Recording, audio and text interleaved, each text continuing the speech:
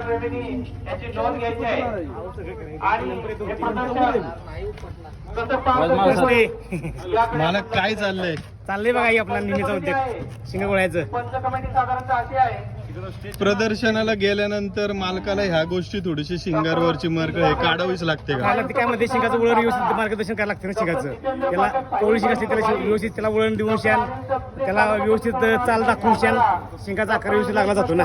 किती दिवसांनी वर्षातनं किती वेळा शिंगांवर काम करावं लागतं? वर्षातनं एकदा शिंग करायला लागते, पण जर बारीक वस्त्र असलेलं ना शिंग तर ते शिंग त्याला शिंगाला व्यवस्थित वळण द्यायला लागलं 1-2 वेळा करायला लागते. ठीक आहे. म्हणजे अशा प्रकारे मालकांनी माहिती दिली की वर्षातनं शिंग हे किती वेळा करावी लागते, काय लागते, या संदर्भात आपण माहिती पाहिली.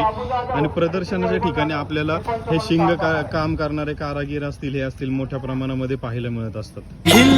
महाराष्ट्राची शान